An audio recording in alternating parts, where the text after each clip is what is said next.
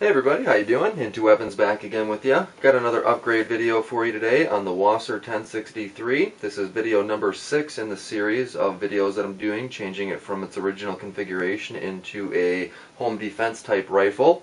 My previous videos, it's getting kind of up there now. Like I said, it's video number 6, so I won't go over all the previous videos, but check down at the description of the video and you can go ahead and see the different upgrades I've made and the different videos associated with those. Today we're actually going to be replacing the safety selector on this Wasser. We're going to be changing it from its standard one, which really doesn't, there's no problems with it, it works fine. But we're going to put on a Krebs enhanced Mark 6 safety selector, which adds a couple cool features to it, and I'll show you here.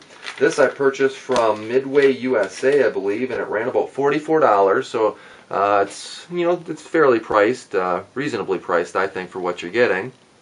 But these are really nice, durable parts that he builds. They're very well known at this point in time, but as you can see, it has a notch cut in there which will allow you to hold your bolt carrier back in the open position, which is kind of nice if you bring your gun to a range. A lot of them require that or like that. And it also has a, I'll flip it up the right way here, it also has the finger groove, or a finger tab here, which allows you to manipulate the safety up and down much easier than than original one has. So the installation of these are pretty easy, and we'll go over that real quick here.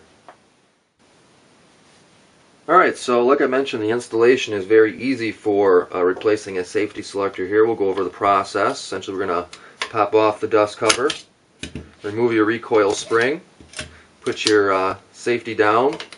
Obviously, you check to make sure that this is a safe firearm. That's obviously your first step. I should have showed that, but we'll pull our bolt carrier back and out.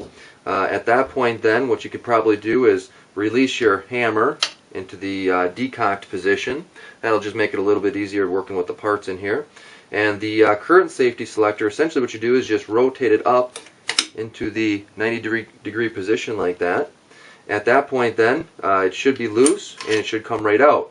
Now, typically on the inside here, you'll have a shepherd's hook down in here that's holding the fire group control together, fire control group, I should say, together.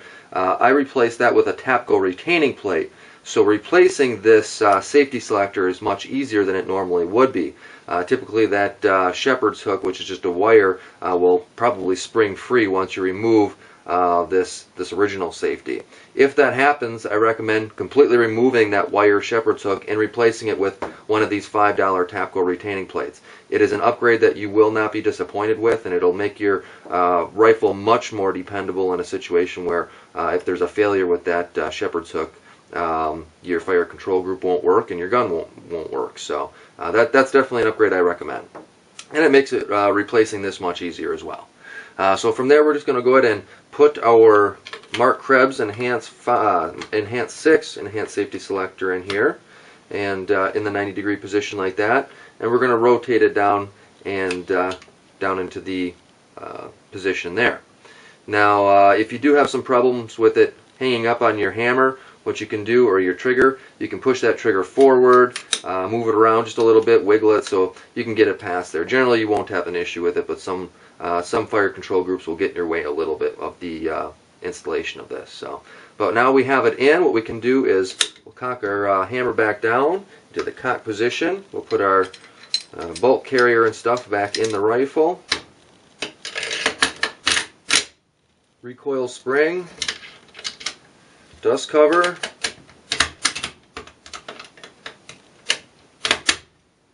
and then we can test function.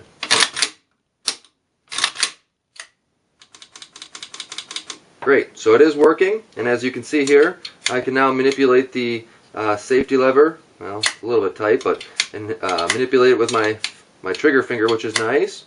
And then, like I mentioned, the other cool feature of this is the option of pulling your bolt back and locking it in the rearward position there for safety purposes. So overall, I'm a big fan of these Krebs safety selectors. They do a really nice job at what they're supposed to do, and overall a good update for this rifle. Hope you guys enjoyed. If you have any questions, feel free to let me know. Otherwise, as always, I appreciate watching, and until next time, take it easy.